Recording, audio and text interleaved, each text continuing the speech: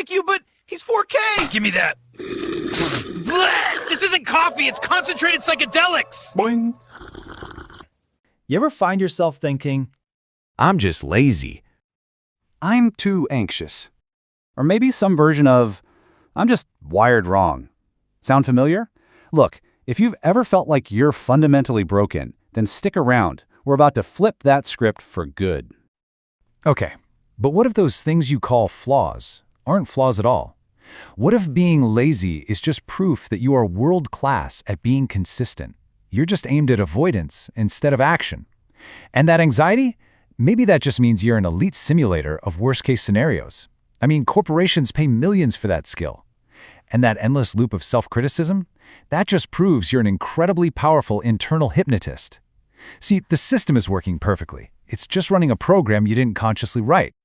So here's the bottom line, the big idea for today. The problem isn't your hardware, it's the script your hardware is running. Yeah, this idea actually comes from Richard Bandler, one of the co-founders of NLP, or Neuro-Linguistic Programming. And his core belief is, well, it's pretty radical. He says people work perfectly. Like there's nothing inherently wrong with any of us. Even when you're producing these perfectly consistent, totally miserable results, the system that's producing them, it's working flawlessly. Your nervous system is what Bandler calls an exquisite learning machine. It is designed to process information and automate patterns with just incredible efficiency. I mean, think about it. It can learn a phobia, a deep-seated fear, in a single heartbeat. It's literally built to create and automate patterns. So the only real question is, what have you programmed it to learn so perfectly? Okay, so that brings us to the program itself. Let's just, call it what it often is, a shit script. And let's break down where this autopilot program actually comes from. So what is a shit script? It's really simple. It's just a repeatable, automatic pattern of thoughts, feelings, and behaviors that always creates a consistent result. And the keywords there are repeatable and automatic. This isn't you. It's not your identity. It's just a program that's been set to run on a loop. And that script, it's made of a few key ingredients. You've got the internal images, the sounds, the feelings. That's kind of the sensory code of your experience. Then there's the language, right? Your self-talk.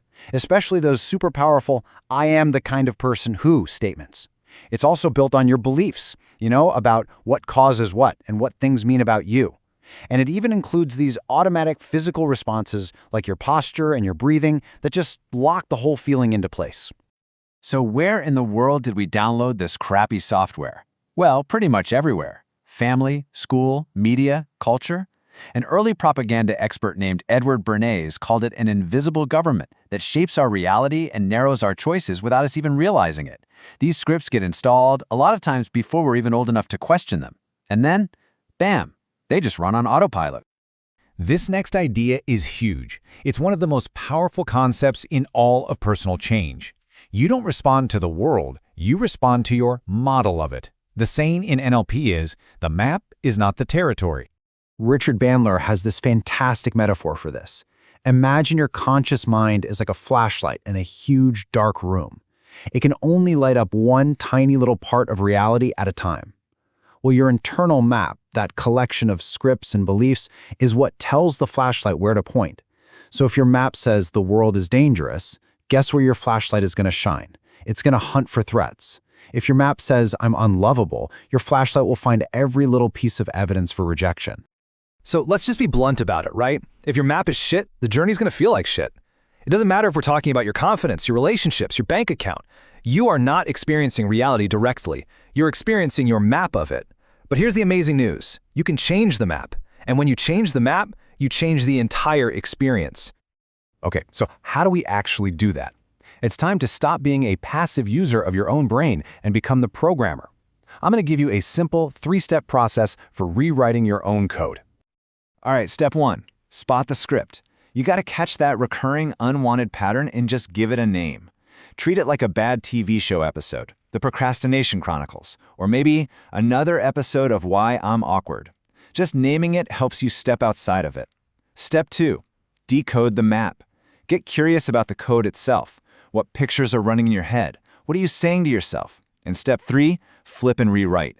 This is where you get your hands dirty and actively change the code. All right, let's try this out. A quick demo right here, right now. I want you to think of a recurring, maybe low-level anxiety or worry. You got one? Okay. Now, when you think of it, what's the picture that comes to your mind? Just notice that first image that pops up. Okay, now let's decode that map.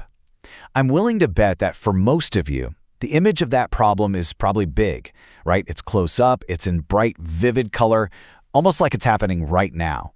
And is there a voice that goes with it? Maybe a critical one? Just notice the tone of that voice, the tempo, where the sound is coming from. That right there? That's the code that's creating the feeling. All right, programmer, time to rewrite. I want you to take that big, bright picture in your mind's eye. Now, mentally, just reach out, grab it, and drain all the color out of it. Make it black and white. Good. Now, shrink it down, smaller and smaller, until it's the size of a tiny postage stamp. And then just push it far away into the distance until it's just a little dot. Now check in. What happens to the feeling? And what about that critical inner voice? Let's make one more little tweak. I want you to change the tonality. Hear those exact same critical words, but now hear them in the high-pitched, cheerful voice of Mickey Mouse. Come on, try it.